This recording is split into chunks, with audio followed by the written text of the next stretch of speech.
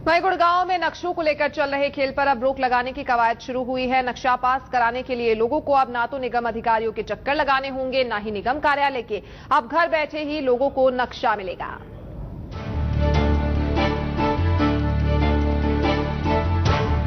गुड़गांव नगर निगम के गठन के बाद से ही नक्शा पास कराने के लिए लोगों को एड़ी चोटी का जोर लगाना पड़ता है। पिछले 3 साल से नक्शे पास नहीं हो पा रहे हैं, जिसके चलते शहर में अवैध निर्माण कार्यों की बाढ़ आ गई है। मीडिया में नक्शों के खेल की खबरें आने के बाद अब जाकर अधिकारी की नींद टूटी है और नगर निगम नक्शों के लिए कैंप लगाने जा रहा है। नक्शे में थोड़ी सी प्रॉब्लम आ जाती है, उसका मुश्किल ये हो जाती है कि ओनरशिप बहुत बार वेरीफाइड नहीं हो पाती। कभी कभी आर्किटेक्ट सही नक्शे बनाकर नहीं देते। तो अब प्लानिंग विभाग ने सोचा है, हमारे सीटीपी साहब गोयल साहब नए आए हैं, उनका ये विचार है कि हम यहाँ पे एक कैंप लगाएंगे।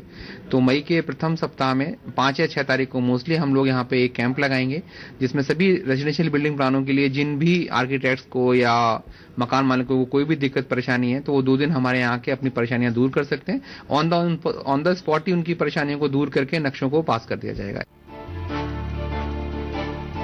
एसटीपी सुधीर सिंह ने नक्शों को लेकर चल रहे खेल पर विराम लगाते हुए कैंप आयोजित करने की योजना बनाई है। वो भी मानते हैं कि नक्शे पास नहीं होने के कारण अवैध निर्माण करने को लोग मजबूर हैं। इसी के चलते उनका कहना है कि नक्शे की फाइल अगर कंप्लीट है तो कैंप में ही नक्शे पास कर दिए जाएंगे और अगर किसी में कमी है तो उसे वहीं पूरा कराया जाएगा।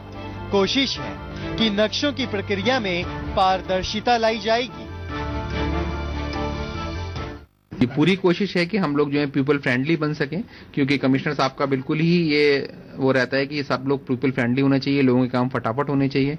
और ये तभी हो सकते हैं जब हम उनके काम आमने सामने बैठ के निपटाएं। उनकी जो प्रॉब्लम्स है वो हमें बताएंगे और हमारी तरफ से क्या दिक्कतें हैं वो भी दूर होनी चाहिए।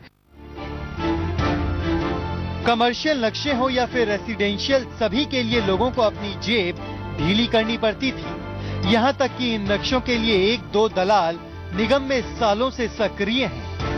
अगर किसी ने दलाल के बजाय सीधा नक्शा पास कराने की कोशिश की तो उसके हाथ असफलता ही लगेगी। अब देखना होगा कि एसटीपी ने जो नई कवायद शुरू की है उसका फायदा लोगों को कितना मिलता है। गुड़गांव से योगेंद्र भदौरिया, इंडिया न्यूज, हरियाणा।